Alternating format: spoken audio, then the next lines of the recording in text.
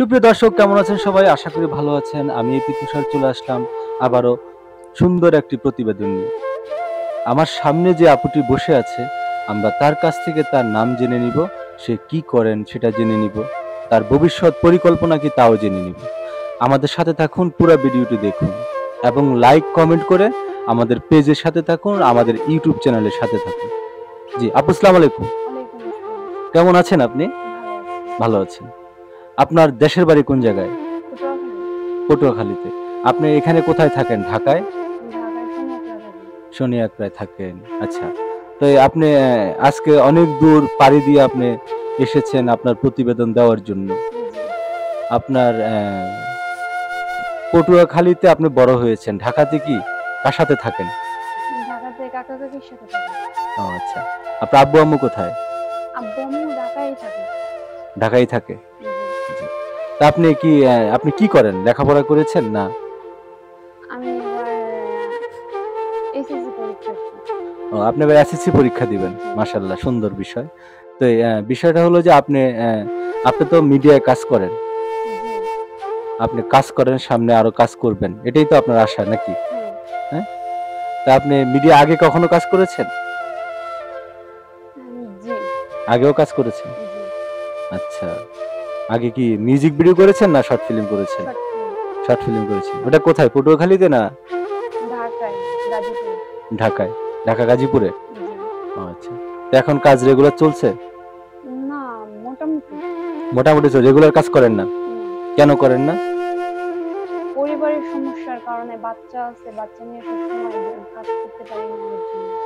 ও, আপনার আপনার বাচ্চা আছে? জি। আপনি ম্যারিড? জি। মাশাআল্লাহ, মাশাআল্লাহ। আপনাকে দেখে বোঝা যায় না আপনার যে বাচ্চা আছে। আপনাকে দেখে মনে হয় আপনি নিজেই এখনো অনেক বাচ্চা। হ্যাঁ, যাক, ভালো লাগলো। তা আপনার হাজবেন্ড কি করে? আমার হাজবেন্ড আইএ পড়ালেখা করতেছে। ও, ইন্টারে লেখাপড়া করে। আপনারা দুজনেই লেখাপড়া করেন। জি। তো সংসার দায়িত্ব কে নিয়েছে? চালায় কে? হাজবেন্ড কিছু দেয় আর কি, আর বাবা মা মানে সবাই মিলে। আচ্ছা, আপনার বাবা কোথায়? বাবা কি করে? বাবা আগে কন্ট্রাক্টর ছিল, রাজমিস্ত্রি, এখন বর্তমানে কিছু করে না। বর্তমানে কিছু করে না, বেকার। না। তো এই সংসার চালায় কে? সংসার চালায় মানে আব্বুর করে টুকটাক। শনিয়াকড়ায় আমাদের ফলের দোকান আছে, ওই জায়গায় বসে ওই কাজ করে। তারপরে হাজবেন্ড টিউশনি পড়ায়, ওখান থেকে যা পায় এগুলো নিয়ে। সবকিছু মিলে কি ভালো আছেন? মোটামুটি চলে। মোটামুটি চলে। হাজবেন্ড আপনাকে ভালোবাসে? হ্যাঁ। হ্যাঁ? জি। আপনার সন্তানের বয়স কত? সন্তানের বয়স 18 মাস চলতেছে। আপনাদের বিয়ের বয়স কত? 5 বছর চলে। 5 বছর। জি। মাশাআল্লাহ। আপনার বয়স কত? আর ফেব্রুয়ারি মাসের 26 তারিখ 18 বছর করছি। তার মানে আপনি 13 বছরে বিয়ে করেছেন। জি।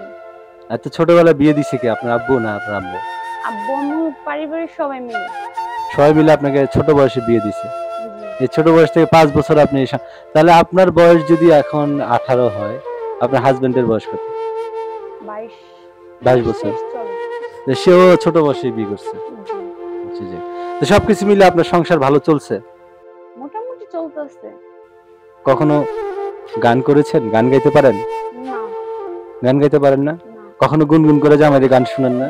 না। কোনোদিনও শোনান নাই? শুনতেও চায় না আপনার বউ যে তুমি একটা গান গাও? শুনতে চাইছে কিন্তু আমার গান পছন্দ না। মানে আপনার ফোনে শুনি, ওইটাই ঠিক আছে। মানে ফোনে গান শুনেন কিন্তু গান গাইয়া কখনো শোনান নাই? না। হ্যাঁ? তা আপনাকে দেখে তো মনে হচ্ছে যে আপনি গান গাইতে পারেন, কিন্তু হয়তো আমাদের দর্শকদেরকে শোনাবেন না।